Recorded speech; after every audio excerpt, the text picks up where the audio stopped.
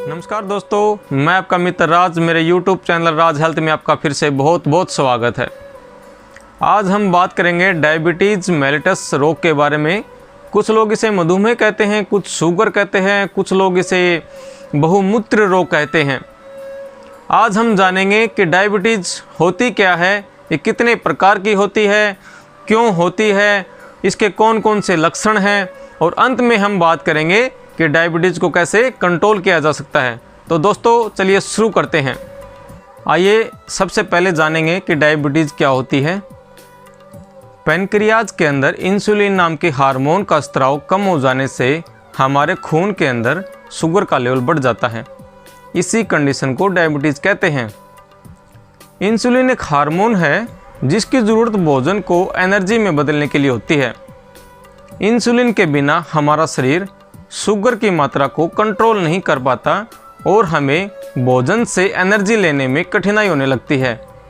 ऐसी स्थिति में मनुष्य को वो शक्ति नहीं मिल पाती जो उसे चाहिए और मनुष्य डायबिटीज़ का शिकार हो जाता है। टाइप 1 डायबिटीज़ आमतौर पर बचपन या युवावस्था में ज़्यादा होता है। इस तरह के लोग सामान्यतः बहुत पतले होते हैं और किसी वायरल संक्रमण के बाद अचानक उनको यह रोग हो जाता है। टाइप 1 डायबिटीज़ के रोगियों में बीटा सेल्स नष्ट हो जाने की वजह से पैनक्रियाज इंसुलिन की मात्रा उत्पन्न नहीं कर पाता और इस तरह के मरीजों को इंसुलिन की मात्रा पूरी करने के लिए इंसुलिन लेना आवश्यक हो जाता है। टाइप 2 डायबिटीज़ मधुमेह के रोगियों में 95% लोग टाइप 2 डायबिटीज़ के होते हैं।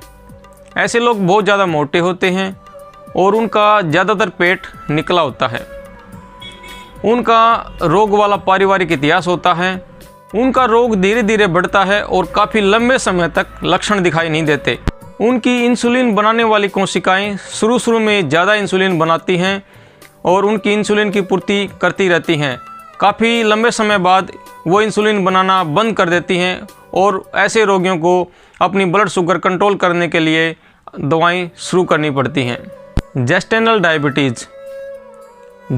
डायबिटीज़ गर्भवती महिलाओं को होती है और काफ़ी केसों में देखा गया है कि डिलीवरी के बाद डायबिटीज़ ठीक हो जाती है, लेकिन कई बार टाइप 2 डायबिटीज़ होने का खतरा भी गर्भवती महिलाओं को बढ़ जाता है।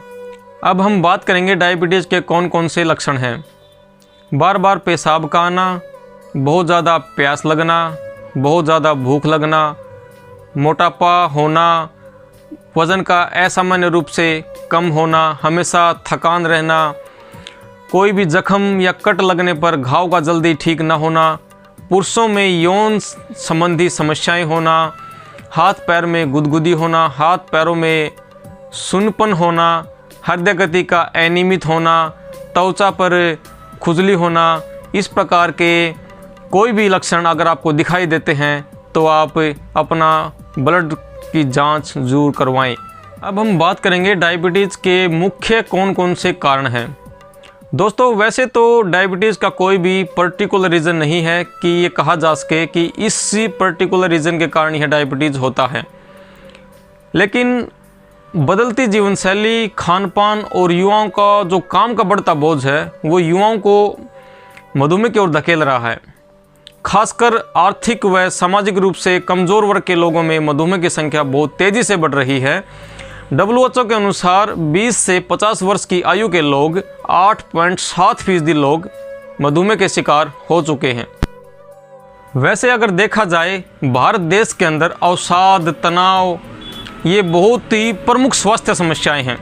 तनाव होने के कारण हमारे खून के अंदर कोर्टिसोल नाम का जो स्ट्रेस हार्मोन है वो रिलीज़ होने लगता है और कोर्टिसोल स्ट्रेस हार्मोन रिलीज़ होने के कारण बीटा सेल्स इंसुलिन का उत्पादन कम कर देती हैं। इस वजह से हमारे खून के अंदर शुगर का लेवल बढ़ जाता है और मनुष्य मधुमेह का शिकार हो जाता है। जेनेटिक कारण भी डायबिटीज़ का एक बहुत ही मुख्य कारण है।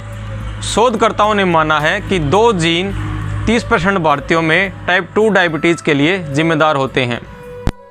मोटापा भी डायबिटीज़ का एक मुख्य कारण है। मोटे लोगों में फैट सेल्स हार्मोन के अलावा जलन पैदा करने वाले रसायन का उत्पादन करते हैं और नॉन एस्ट्रिफाइड फैटी एसिड जारी करते हैं। जिसके कारण हमारा मेटाबॉलिज्म प्रभावित होता है और इसी कारण बीटा सेल्स इंसुलिन का उत्पादन नहीं कर पाते। इस कारण मोटे लोग डायबिटीज़ के शिकार जल्दी होते हैं। इसके अलावा कम फाइबर युक्त आहार लेना, जंक फूड और फास्ट फूड का सेवन ज़्यादा करना, शारीरिक गतिविधियां कम करना, अत्यधिक धूम्रपान करना, शराब का सेवन ज़्यादा करना और अच्छी नींद ना लेना भी एक मुख्य कारण है डायबिटीज़ के। अब हम बात करते हैं कि डायबिटीज़ को कैसे कंट्रोल किया जा सकता है।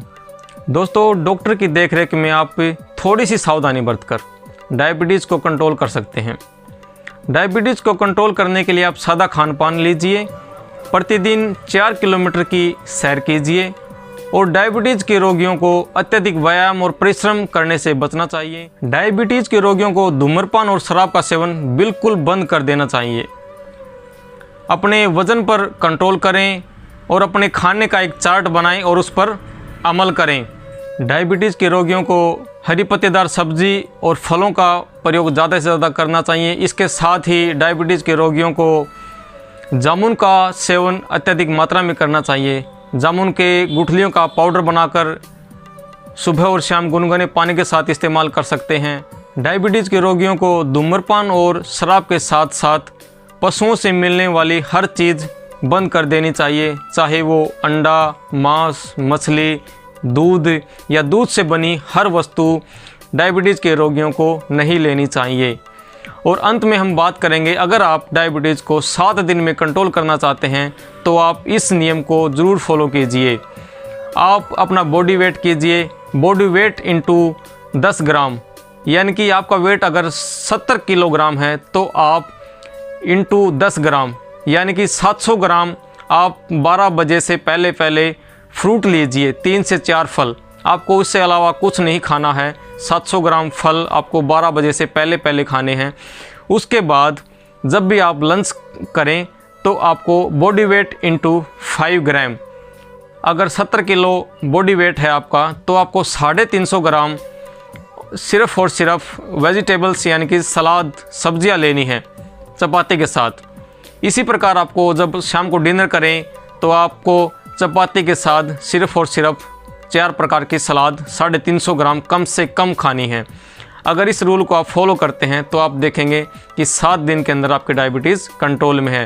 तो दोस्तों, खुश रहें, मुस्कुराते रहें और तनाव मुक्त रहें। अगर आपको वीडियो पसंद आती है तो आप लाइक, शेयर एंड कमेंट ज़रूर कीजिएगा। और अंत में मैं ये बताना चाहूँगा, हमारी नेक्स्ट वीडियो में हम पर्टिकुलर मेडिसिन और आयुर्वेदिक मेडिसिन के ऊपर चर्चा करेंगे जो डायबिटीज़ के लिए सबसे ज़्यादा फ़ायदेमंद है। तो दोस्तों, बहुत बहुत धन्यवाद। Thank you.